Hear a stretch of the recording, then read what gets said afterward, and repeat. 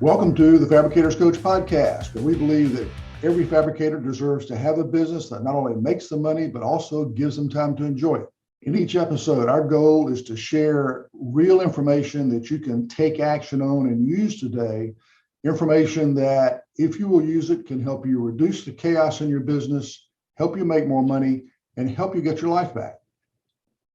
My background, for those of you who don't know me, is I've got over 40 years experience in manufacturing, business, ownership, coaching, worked with hundreds of companies in a lot of different industries. I've been in this industry for 20 years, and I've owned my own brick and mortar business. So I understand, for you owners out there, how lonely it can be as an owner. Ran a countertop shop, as I just mentioned, for a few years. So I've been in this fab shop life myself and understand a lot of the challenges here. So it's a lot of fun. The good news is I haven't run across any challenges in this industry that can't be fixed. So if you've got problems, be encouraged that there are solutions. The article we're going to talk about today is the one that came out first this month from Slippery Rock Gazette. If you haven't read it, would like to get a copy, you can hit slipperyrockgazette.net, select current issue, and get this article. If you like this one, want to see past articles, they have an archives tab. You can go hit that.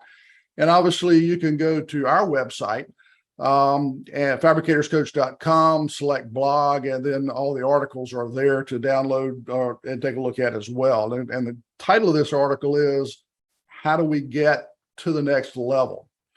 It's part of a number 10 in a 12-part series for this year. The whole idea was, as my wife and I ran a countertop shop on the Eastern Shore of Maryland, just before the beginning of the Great Recession, our big seasonal challenge was that fourth quarter. People coming in the week before Thanksgiving wanting to have new tops in the kitchen, before the family gathered for Thanksgiving dinner. I know none of you have ever had that challenge, but it's something we see a lot in this industry, of course, with fourth quarter.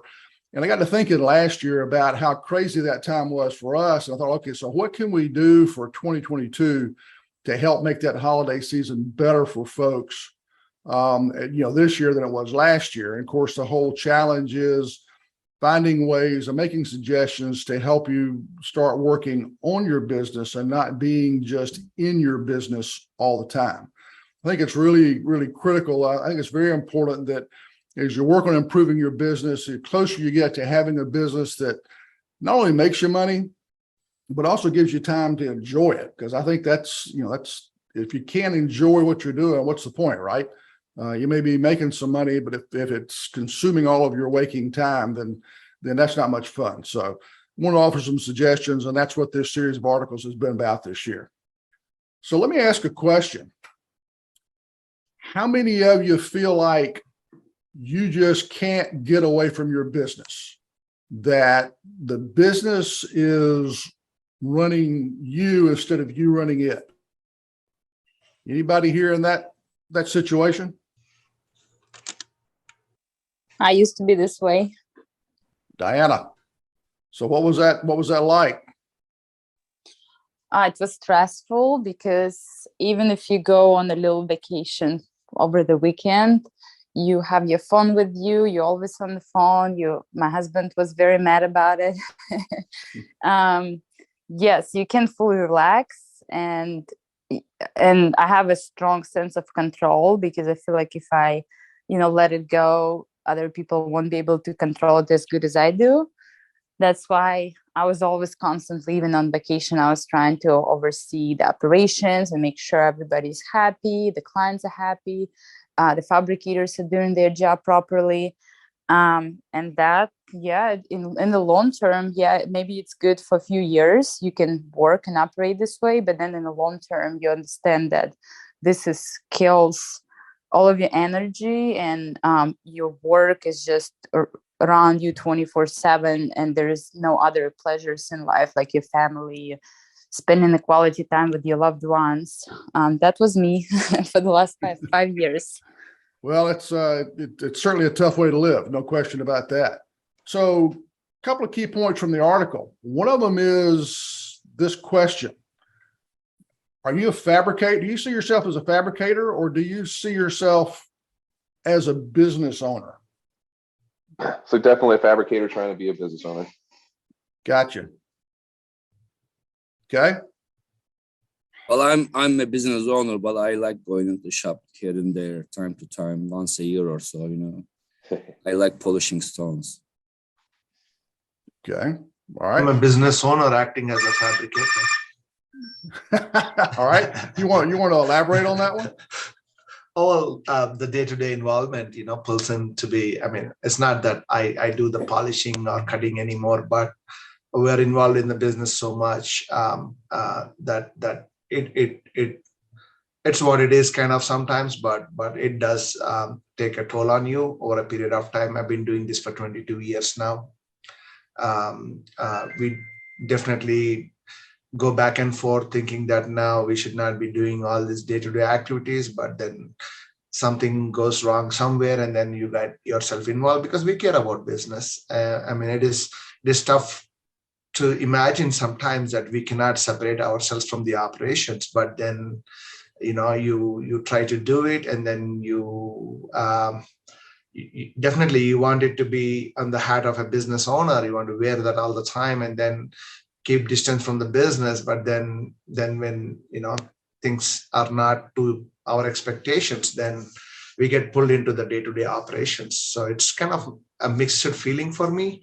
I don't mind doing that, but again, there should be certain checks and balances and limits put in place. That way we're not getting dragged into the operations all the time. Absolutely. So, and I think you've kind of hit on the answer to my next question, and that's what's really the difference between a fabricator and a business owner? Anybody want to offer up an opinion? Well, a business owner, I think you think about the business, you work on developing the business. You are not hands-on on the day-to-day operations or cutting or polishing or installation and whatnot. I mean, you an oversight on all the stuff, but you are not involved in them. But in reality, I don't see that's the truth. Okay. And certainly as an owner, you can't ignore the fact that sometimes you have to pitch in. No question about that. Diana, did you have something you want to offer in there? Yes, in my opinion, I guess the difference between the business owner is more thinking about long-term goals and to see the overall production and I guess the overall company well-being in the long term and make decisions based on that, versus a fabricator, it's like day-to-day operational, I guess day-to-day operations that you oversee and doing fabrication, installation. In my opinion, business owner is like a little bit bigger role. Okay. All right. Anybody else want to offer an opinion? Okay. I think you guys have hit around it pretty well. To me, it's a mindset question. It's not so much a technical question. When you look at being a fabricator, for me, if I walk into a shop and it's tough to distinguish the shop owner from the employees. Only way I can tell that they're maybe a shop owner is that their stress level is higher than everybody else's, because that fabricator really can never escape the business. They're like the long pole in the tent. You pull that fabricator owner out of the business, and that long pole, it's like pulling a long pole out of a tent. The whole tent collapses. As some of you have said, they can never really get a break. You think about employees. Employees can go home at night. They don't have to worry about the business. They go take a vacation, they don't work over the weekend or whatever, whenever they have a weekend off. They don't stress about the business. That fabricator / owner is constantly thinking about the business and takes it with them everywhere they go. Business owners don't do that all the time. Yeah, once in a while, you got to pitch in and help out with something or help take care of a problem. But the key is that business owners are constantly working on how to improve not just the business, but improve how they run the business. And I think that's totally different perspective. And the whole goal of the business owner is to have their businesses run without their constant attention. Doesn't mean they never get involved, but it means that That's the exception and not the rule. They can get away to relax, just like an employee can. They can get away to learn about the business, to learn about business in general, and to learn how to improve how they run a business. And so that, to me, that's kind of the difference between a fabricator and a business owner. And I think those of you who commented, and I appreciate your comments. I think you guys were kind of echoing those same thoughts. Anybody differ with any of that?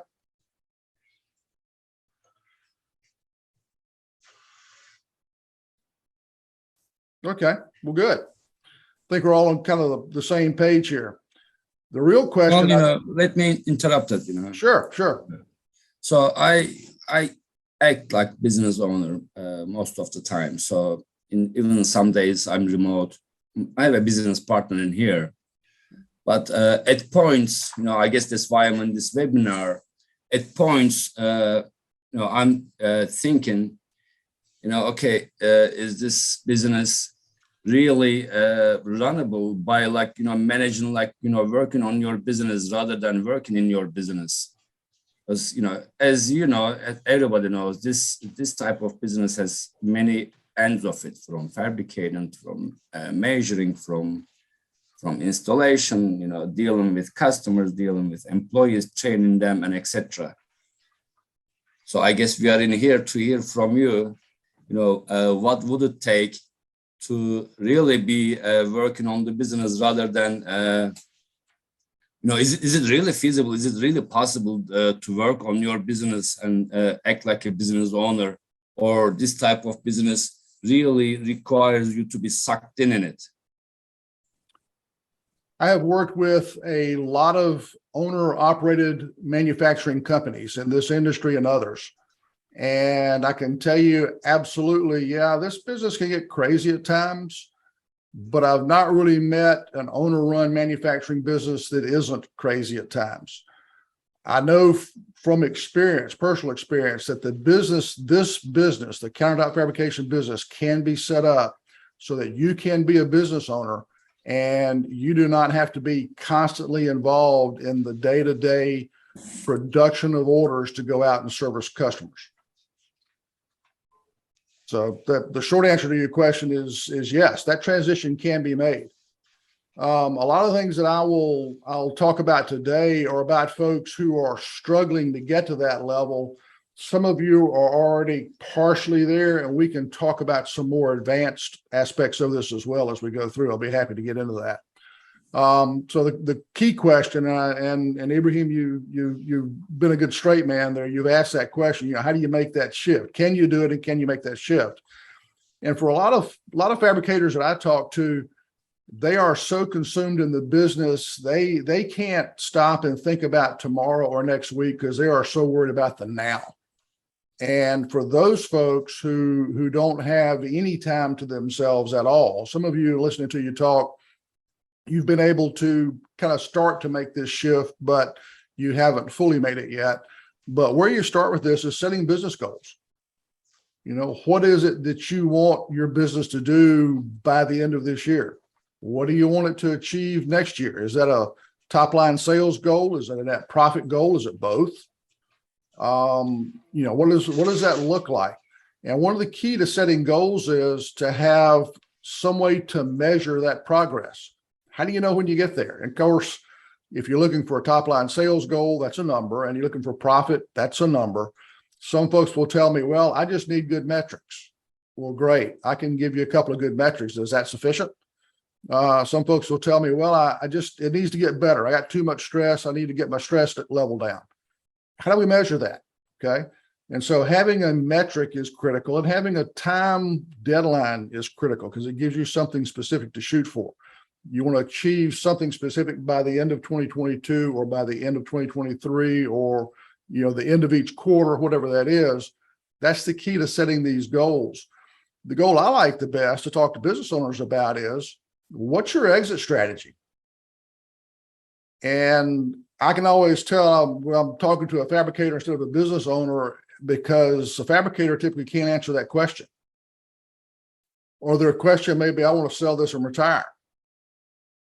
Well, that's frankly not a good enough goal. Why do you think that might not be a good enough goal, to just sell it and retire? Well, you usually die when you retire. You know, you need to keep busy as a business owner. You know, I don't know. That's at least my character or what I see on people. I'm not looking to retire. You know, selling is obviously, you know, that would be a nice. You know, it's. I feel like that's a success. You know, you start something up, you grow it, and bring it to a point and sell it. That could be an ultimate goal, but that doesn't stop that I will be retiring. Understood. And understand when I say retire and I talk with folks about exit strategies, it's not sell the business and then sit in a rocking chair on the front porch for the rest of your life, because you're right. You will then die very quickly doing that. My question is always around the idea of, okay, what do you want to do when you're no longer doing this business? And that's the question that stumps a lot of fabricators. A business owner has a pretty good idea. And, you know, Ibrahim, like you said, you've got some other things that you may want to do once you sell the business. The question is, what kind of money do you need to be able to do those things? I've talked with business owners in the past that are great golfers. And man, when they sell their business, they want to go out and play the great golf courses of the world. And so now we've got the starting point for a goal. We can list those courses, we can list the greens fees, figure out what's going to cost to travel there, stay there for a week or two, whatever. Or somebody says, well, I want to travel a lot. Great. What kind of travel? You want to go around the world? You want to see all the great national parks of the United States? You know, what is that? And we start putting definition around that goal and figuring, okay, what's it going to cost to be able to do that? And that starts driving us back to, so how much money do you need to net from the sale of the business? And what's that look like? Well, how does that, and then that implies that your business has a certain size and obviously a certain sales value. So then you sit down and look at today, where are we? What's the business worth today? If you were to sell it today, how far are you from that dollar figure that you have to have? And by the way, when's that goal that you want to exit this business by? Is it 5 years from now, 10 years from now? And so if we set those, we know where we are today in terms of business value and what you net from a sale, and say, okay, in 5 years, I need to net, let's say your business is worth $1 million today, and you want to be able to sell it in 5 years for $5 million. That means now we've got some goalposts on the ball field. We know where we are on the yard line, and we can start putting together a game plan to go from $1 million in value to $5 million in value. What are the things that we need to accomplish to get there? So setting that kind of goal and direction helps drive making this shift from a fabricator to a business owner. Does that make sense? Anybody disagree with that as a really good first step? No, that's a great step. Always you got to start with the goal, you know, and the goal should be always the one that the final goal, you know, just like you are saying, the exit strategy. From the exit strategy, you come down and set your goals up, whatever the goals up, you know, either revenue or the profit margin, I would say mostly, you know, not only the revenue, because that's the thing that helps you to exit. Yeah. And then when you start looking at, okay, you're going to grow it from being worth $1 million to being worth $5 million, then obviously you can't be the person in there performing all of the different processes all the time. So now we got to build a way to start delegating that to other people. And that's the key. And so when you get to this next step is, all right, what are the major obstacles that are keeping you from achieving whatever goal you set? And the key is to sit down and list those obstacles and then develop a plan to eliminate those obstacles. And the key to success in doing that is take those obstacles one at a time. I run into a lot of people in business that they'll see a list of 3, 4, 5 things that need to be done, or, you know, there are key obstacles preventing them from reaching a goal, whatever that goal is. And they'll want to go out and gang tackle all of them. And from my experience and from a lot of folks you talk to who've been successful achieving goals, one of the keys is to go after one obstacle at a time. Get that laser focus, tackle that one thing, and then develop a plan to eliminate it, and then execute on that plan, and then repeat. Now, a lot of folks will say, you think about, you analyze all the causes for a problem, you get a list of those, and You do some sort of analysis and figure out, okay, which one has the biggest impact? Same is true for obstacles. Which one could have the biggest impact in reaching that goal? Sometimes the one that has the biggest impact is the hardest one to kill, the hardest one to eliminate. And so I like to say that nothing succeeds like success. Sometimes it makes sense to take the easiest obstacle and tackle it first. Because if you can tackle it first and get a little traction, get a little momentum going, get a little success, feel good about that. Folks who aren't used to thinking about setting a goal, putting together a plan, and tackling obstacles, this is a great way to kind of get in the rhythm of tackling these one at a time. Take the easiest one and work on it. And then the next one doesn't look so challenging because now you've already got one under your belt. And what I found too, in a lot of cases, is as you tackle the easy goals, these obstacles tend to kind of interact with each other. So you get the easy, simple obstacles out of the way early on. They tend to whittle down the big, hairy ones sometimes and make them easier to accomplish. Not only do you feel more confident accomplishing them, you've actually made the task smaller and more manageable. And so this taking an obstacle one at a time is really the key to getting out and making a lot of this progress to moving from a fabricator to a business owner. I kind of think that's the part that gets severely overwhelming at times too, is trying to list the obstacles and trying to figure out what the obstacles actually are to be able to figure out how to prevent them. Once you find out what your goal is and where you want to go, that can get extremely overwhelming and actually take time to try to figure it out, is what I found in that area right there. I think you're exactly right. Anybody else struggle with finding the time to do this?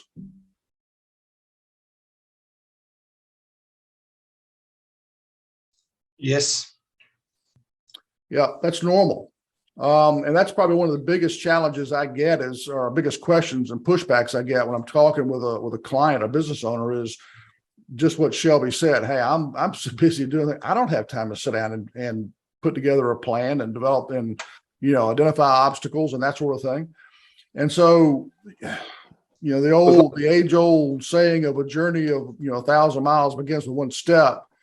I think a really good place to start is to set aside an hour a week that you can work on this and think about this. You may pick a morning where you can stay home at morning for an hour and turn the phone off, turn the computer off and work on this. Maybe you're in the office and you lock the door and turn the phone and the computer off and focus for an hour. Maybe you're getting your truck and you go to lunch and, eat lunch in your truck, sitting out somewhere off the road, out of the way of folks, and your phone's off so you can focus for an hour. But if you can carve out an hour a week and start making some progress towards this, and as you make more progress, it'll be easier to keep that hour. And then when you find it's easier to keep that hour, then go to 2 hours a week and just continually increase the amount of time you can put into this. And as you start tackling these obstacles, that'll be easier and easier to do. Has anybody ever tried an approach like that where you're just carving out simple steps and just committing to yourself, hey, I'm just going to take an hour a week and I'm going to work on this? I spend a lot of hours on this. Oh, my bad. Go ahead. Sorry, didn't mean to interrupt. Go for it. Okay. I spend a lot of hours, honestly, that's all I do. That's all I do. Develop systems and making sure they work. It's a lot more than an hour a week. But, as I mentioned in obstacles, it's a life business. You increase your revenue, but then your expenses just increase as much, sometimes even more. Due to maybe nowadays is due to pandemic or etc. Then you see. I guess I'm talking about my challenges. So you see, I have one in the bag, my car bag. You want one? No. Sorry, Ibrahim, I think you got muted there. We lost you for a second. You want to unmute? Yes. Okay. Yes. So in my case, the challenges, like I mentioned, from my previous speech is the profit margins, right? So you increase your revenue, and at the same time, you hope that while you increase the revenue, some of your expenses would come down. But unfortunately, with the pandemic, the things are not slowing down. Then you are seeing the profit margins are doesn't always go as the same level as your revenue. Then you try to find areas to cut the cost or increase your prices. So, but increasing your prices comes with many challenges because you are always competing with other fabricators, and some fabricators may know what the cost of their goods are, and or some may not really know what the cost of their goods are, and they keep a certain price structure. And we don't only do residential, we are mixed. So you probably like 65% business to business and 35% residential. On the residential aspects of it, okay, price could be increased with showing the value that you do in your business, but on the business to business side of it is not that easy, because there's always another company may jump in front of you. Although we've been established, so we have clients over a decade, but you still like to increase your business to business, so you get a constant business from there. So Ibrahim, if you were to take the things that you just listed, what are the top two obstacles to you achieving your objective? Well, mine is I started thinking about this within like last 2 years, automation. So that's all I'm focusing on nowadays. Automation. Metrics, I see it. We use a software, which is an old software. I'm not really, I don't know if it's good enough for us yet. So is automation an obstacle or is it a solution for you? Oh, it's a solution. My bad. Yes. Obstacle. Well, obstacle is, it's kind of got you digging a little bit deeper, doesn't it? That question. Right, exactly. I mean, there are many obstacles, right? Obstacles is the market is the obstacle, right? Is the market the obstacle, or is the competition the obstacle, or is it your approach to the market that's the obstacle? Correct. You're absolutely right. Due to the market conditions, competition is the obstacle. Like, market and the competition I'm talking about. So that's an obstacle. So fabricators. And obviously, when you get into the discussion about markets and competition and that, there are a lot of different facets to that. And so when you start, and I'm thinking about that because we're in the middle of a 10-week workshop that we're providing that deals with, how do you put your market message, your market identity out there? How do you develop that so that you're unique from your competition? And so it solves your customer's problem. Your customers understand that you can solve their problem without you telling them you're great, but you show them you can solve your problem. And then also we're talking about the specific sales techniques for, how to sell without selling. And we started the whole thing off talking about metrics, using the metrics to quantify which market segments and which customers you should be going after, which are best for your business. So when you get into market issues and competition issues, those are big, hairy issues, no question. But there are key facets to those that I think, as you have your goal identified, your objective identified, then we need to sit down and say, okay, where are the areas that you're struggling, and identify the obstacles to improving those areas. And then that gets us where we're talking about. But that's on the sales side of the business. So it sounds like one of your obstacles is really just increasing your sales. Is that correct? Well, I 100% agree what you just said, right? So you had, and that's how we sell it, right? We sell not by selling it, we sell by helping customers. Right. So we don't sell like, second-hand car dealers sales. We don't do that. We educate and we spend time and doing that. So, and you are right. So obstacle in our case, I don't know if it's obstacle or not, because we are working on it, but yes, increasing the revenue. It's our main goal right now. I don't want to say the obstacle. I don't believe in the obstacles. If there's an obstacle, just like you said, you take a note and you handle them one by one. Yeah. But I think from the standpoint of solving problems, if you can't really drill down, understand that root cause, that obstacle, that true obstacle, then it's easy to say, well, here's what I think the solution is, and go off and try a lot of different solutions. And you haven't really fully identified the problem. And so that's, while in an hour-long webinar, we can't get really deep into that. I think the point is that really diving into understanding what are the true obstacles to achieving the goal that you've got out there is really the key. And as you're talking about cost and revenue, that sort of thing, and margins, the metrics that you use are really important.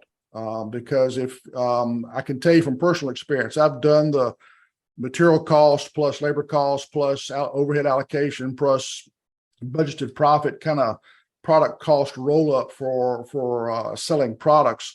I've done that in other industries to a large degree. And that standard cost system is great for GAAP accounting. It's great for bankers and investors and accountants, but it's not a really good business management system. Looking at things like the metric of how fast you generate, how much cash you generate with each order, how fast those orders generate cash for you, and then looking at how fast you're burning cash and using those to help you with daily management can both help with how you run your operations side, and you can use some variations of those metrics to quantify which market segments are really the most profitable for you, because some segments that you have generate cash for you faster than others, and it's not always based on your markup or your discount. I've got data that I've used from a client that has let me use his data anonymously. Everybody says, okay, remnants are a great way to make money. I've got some data that may indicate otherwise. So the metrics that you use are really key to all this too. Shelby, I think you had a comment you wanted to jump in here with. Talking about obstacles. Yeah, I mean, Ibrahim was talking and you were talking. I was asking about, okay, who's ever taken an approach of, carving out an hour a day and really focusing. And I think you said you'd had some challenges with that, but I think there was something else you were going to offer in there. It was more about how instead of an hour a day, it's more so like after 5 o'clock when everyone goes home, or on the weekends is kind of when I spend most of my time planning that stuff. And do you have a structure around that you do that like every day or on Tuesdays and Thursdays or anything like that? mainly Saturdays or game days is what I call them. In my head, at least, is where I spend most of the time with a whiteboard and figuring out where we are with the metrics, what we need, where the system faults are, who needs to do what, who could be doing more, who's not doing enough. And by who, I mean the positions rather than the people. Like what position could be juggling this, what position could be handling that. So I'm trying to build our systems based off positions rather than people, and then building people to fill that position. Good. Yeah, that's key. A lot of folks I've walked into shops where the whole operation depends on the ability of one person to be able to program a specific machine, and they're the only one in the company knows how to do it. So yeah, building it based off positions and not individual people is great. And I think having positions rather than people, quote unquote, it keeps it from having one person having to take the brunt of the business. So as a business owner, you have all the liability and the burden of it, right? And then a lot of people that I've learned, when they get to the point where they can be the business owners, because somebody stepped in and took the burden for them. Like, so someone's getting there at 4 a.m. and leaving at 10 o'clock at night, and they're taking the brunt of everything, rather than having positions set up in the system where the entire business is taking the burden rather than one person, if that makes sense. So as you start looking at positions and you're talking about the burden on one person versus multiple people, and that implies that you've got well-defined roles and responsibilities. Yes, Everybody's kind of got their number. They know what it is that they're supposed to accomplish today. Are you spending your Saturday time setting up systems like that? Yes, sir. And going over what happened that week. And I've got I've got numbers to look like every week, and I look back and see what happened that week. I've got notes or systems set up where they could take notes on what happened on that day. Why did this cycle take that long? Why did this slab get recut? What happened on this install? Why is there a callback? And I can kind of look at that at the end of the week and kind of game plan what happened with the systems. Did a system happen? Did something out of our control happen, etc.? All right. So the next question then is, you're doing all this for your business. Are there any pockets of your business, any segments of your business, and I mean the company and the employees, any groups of those where you've got a key person that's helping with some of this analysis for the area under their span of control? I kind of have a area manager set up. So I've got one guy that handles the machine. So all the saws and the CNCs, he programs for them and kind of has the operators handle what he's programming and kind of manages that. So the overall production of what the machines are producing, he's responsible for that. And then I've got a guy handling a finishing area. So he's making sure the installs are good. And then, but this after action analysis that you're doing on Saturdays, is anybody else participating in that to any degree?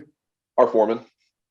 Okay, good. Our foreman goes through it and he keeps tabs on all of those processes during the week. And I touch base with him on Saturdays and figure out what happened, who's feeling what, is anybody overwhelmed? Or is somebody carrying way too much? How are they doing? How are the systems going? All that good stuff. Okay. And you're tracking all that with facts and data, right? Yes, sir. Good. Mainly spreadsheets. I don't have any certain software. I've got a million spreadsheets. Okay. Well, as long as you can juggle and they work for you, that's great. Okay. Obviously, the things that Shelby's talking about are, clearly defined roles and responsibilities, and then building the capability of your key people to do the kind of analysis that Shelby was just talking about. So it's not just Shelby doing this for his business. He's got his production manager helping out.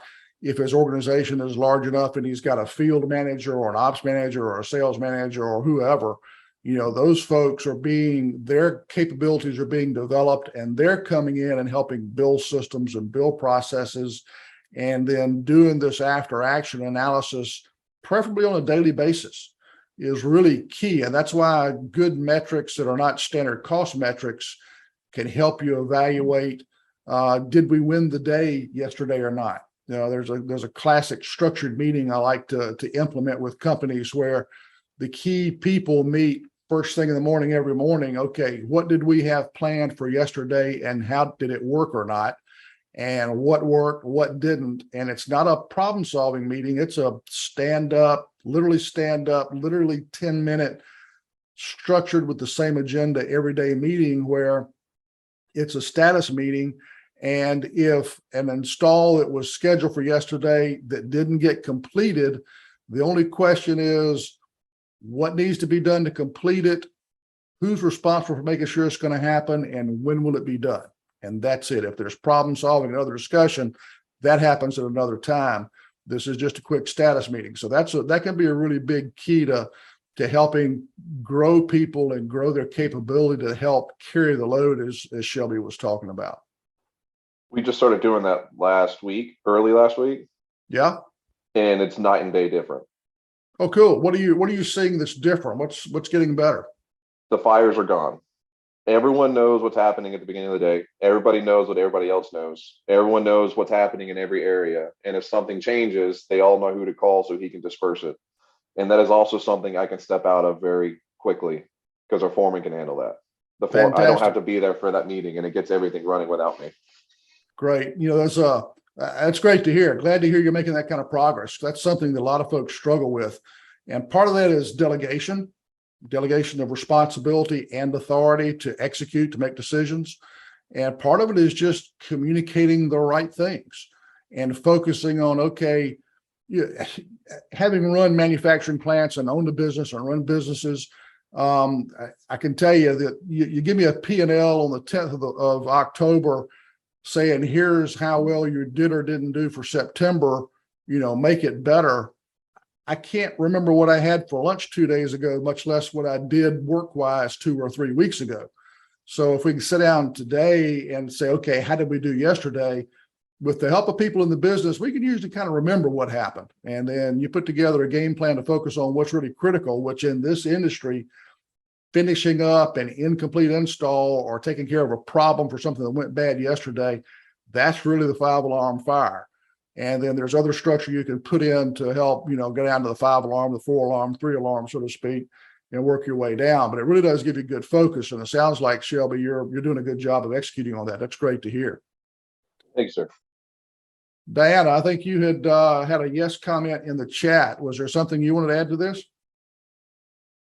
No, I think it was for some other question before that. we missed you. I moved too far on and now we've forgotten. Okay. If you think of it, holler. We'll I apologize for missing it when you brought that up. Oh, no, that's okay. No worries. Okay.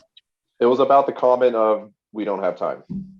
She also agreed that we didn't have time. I remember that coming up. Okay. All right. Thank you. I've got a laptop and 2 extra monitors open and trying to run PowerPoint and look at my notes, and I miss some of these chat comments from time to time. So I apologize. Okay. So I think a big key is this simple approach, a step at a time, really pays big dividends. Clients that I've had take this on and move in this direction, really get a good benefit out of that. And part of what happens along the way is that you become a student of business, not just of the countertop fabrication business, but business in general.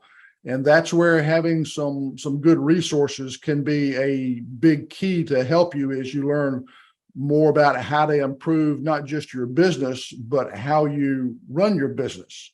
There are a lot of great books out there. E-Myth Revisited, Anthony was talking a little bit before we came on board.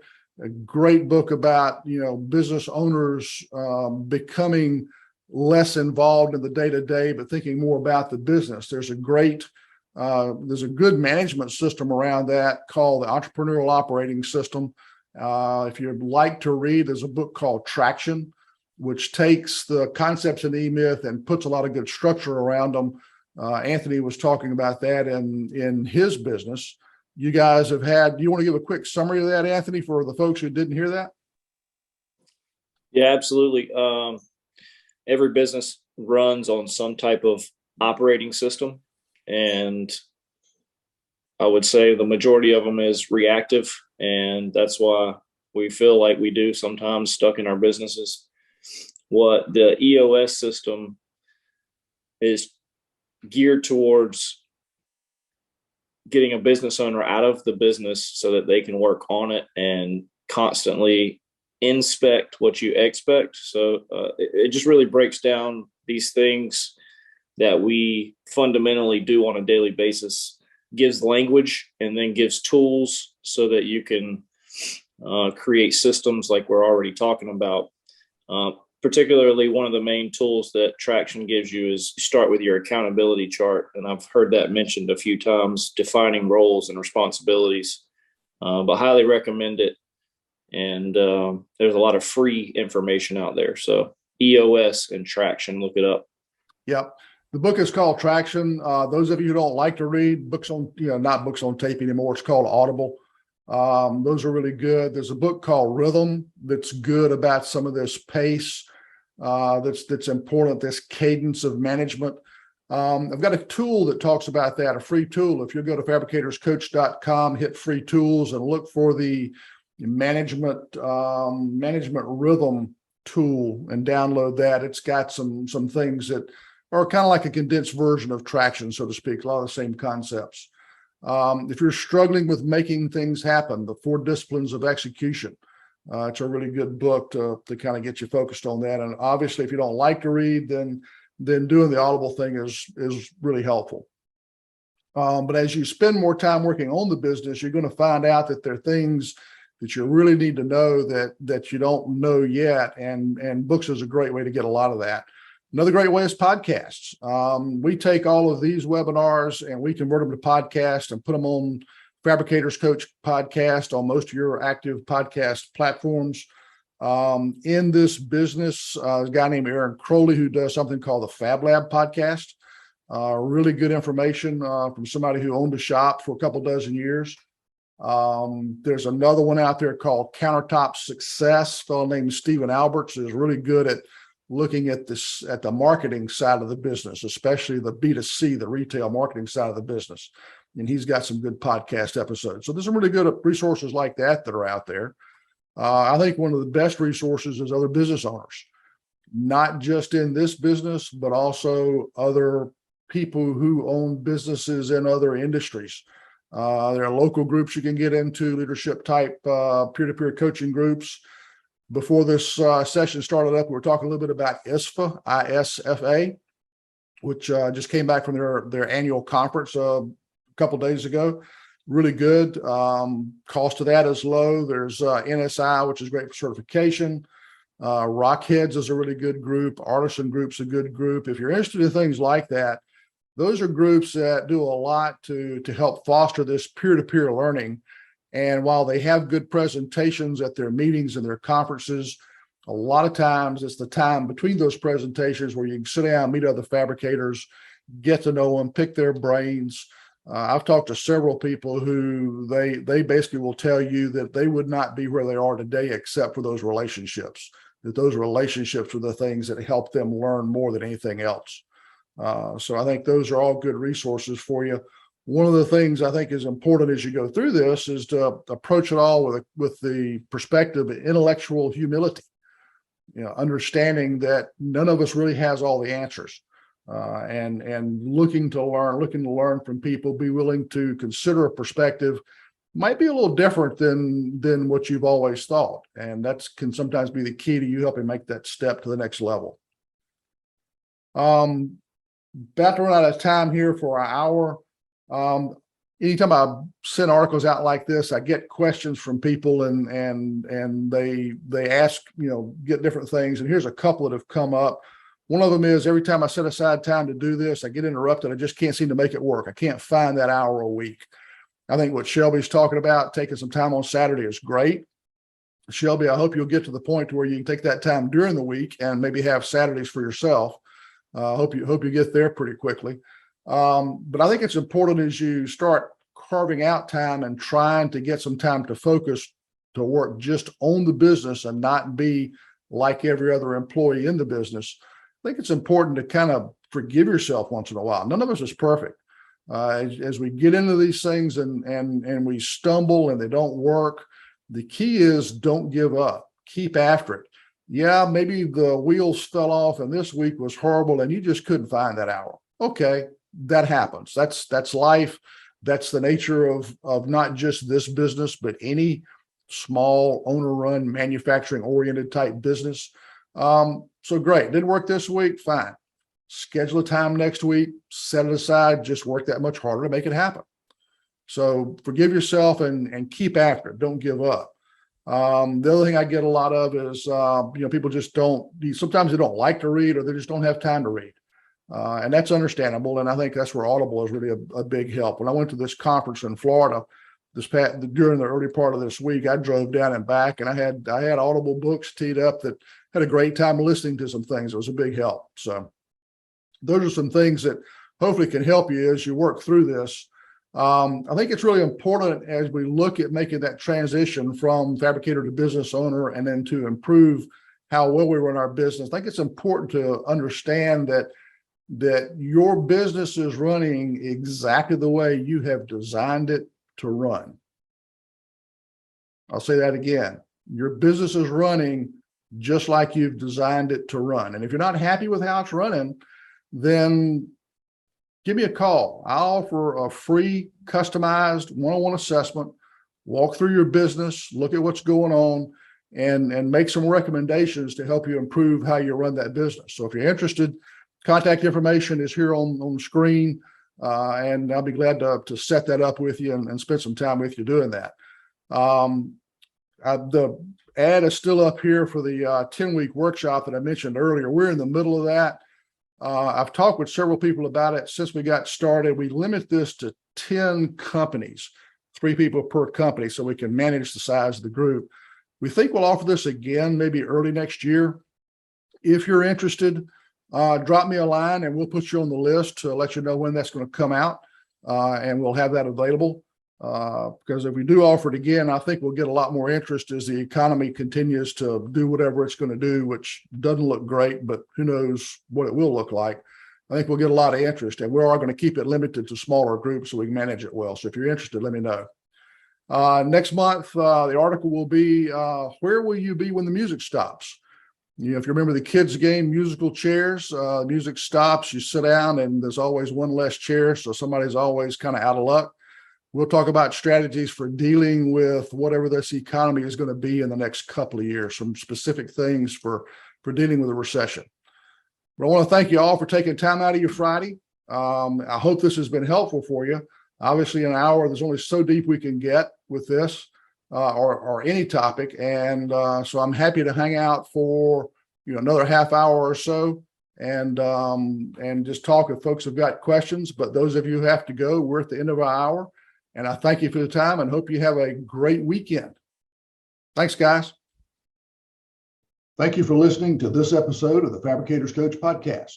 If you've got any additional questions about this particular episode or anything else, please check us out at fabricatorscoach.com. Thanks. Have a great day.